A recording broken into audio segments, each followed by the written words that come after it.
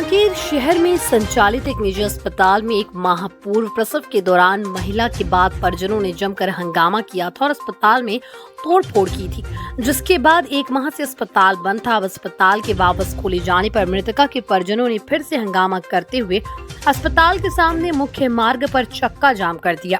परिजनों का आरोप है कि अस्पताल प्रशासन पर कोई कार्रवाई नहीं की गई और अस्पताल को वापस से खोल दिया गया। मामले की सूचना मिलते ही पुलिस भी मौके पर पहुंची और किसी तरह परिजनों को समझाकर चक्का जाम खत्म करवाया। इस बीच मृतका के परिजनों ने निजी अस्पताल के संचालकों पर पैसे लेकर मामले को रफा दफा करने का लालच देने का भी गंभीर आरोप लगाया है।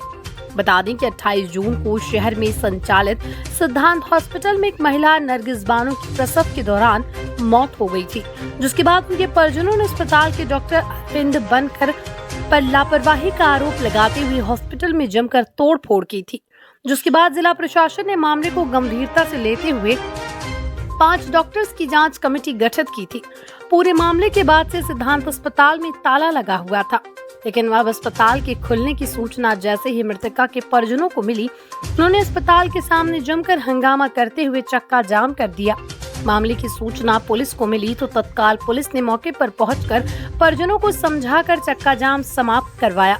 अस्पताल प्रशासन ने मृतका के परिजनों को इस बात की जानकारी दी कि अस्पताल में सिर्फ मेडिसिन डिपार्टमेंट को खोला गया है।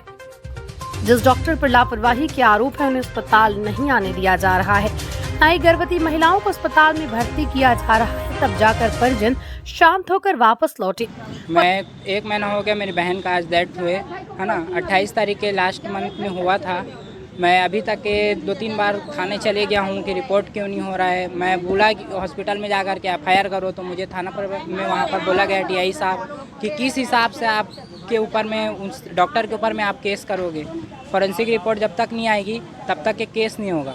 ये हॉस्पिटल जो था यहाँ पर सील लगा हुआ था, है ना। हम कल परसों आ करके देखे इधर, तो देखे कि हॉस्पिटल खुला हुआ है। तो उसके बाद में और भी कुछ लोग हैं, उनसे पता चला, हमारे घर आते हैं और हमको बोलते हैं कि जो है कुछ पैसे वगैरह ले लो और सेटलमेंट कर लो, हॉस्पिटल कितने दिन बंद रखाओगे और बच्चे के लिए कुछ है तो 1-1.5 लाख रुपए ले लीजिए और बंद कर दो, अपना केस को हटाओ, कितना दिन हॉस्पिटल खुलाओगे। ये तो होते ही रहता है दुर्घटना करके।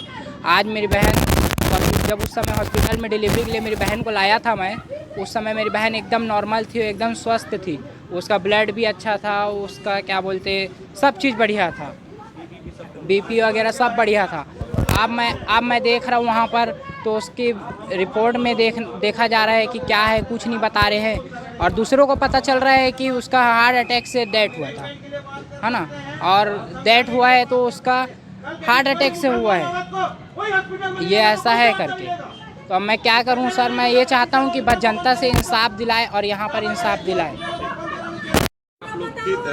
क्या मांग लेकर हम अपनी बच्ची का इंसाफ के लिए मांग करके आए हैं। ये हॉस्पिटल को मैं खुलना नहीं देना चाहती, ये हॉस्पिटल को बंद करवा दो और कोई डॉक्टर को इस हॉस्पिटल में मत रखो, ताकि दूसरे की बहन बेटी को कल नुकसान पहुंचे। आज मेरी इकलौती बेटी 10 महीने की दुल्हन थी, जो उसने अपने कपड़े भी एक दिन नहीं फाड़ के पहना था, उस बेटी का मैं इलाज के लिए डॉक्टर को बताई भी मैं, डॉक्टर बोला हो जाएगा डिलीवरी। मेरे को अपने भरोसे में रख के उसने मेरी बेटी को एडमिट करा 6 बजे से और 2:45 बजे आया डॉक्टर और 2:45 3:15 बजे मेरी बेटी का डिलीवरी हुआ और 7:30 को उसकी मौत हो गई। तो वो डॉक्टर अंदर में रख के मेरी बेटी का क्या ऐसा कर रहा था, ये बताओ आप लोग, क्या कर रहा था मेरी बेटी का, कौन सा इलाज कर रहा था अंदर, जो हमको खबर तक नहीं दिया कि आपकी बेटी सीरियस है कि ये है कि वो है।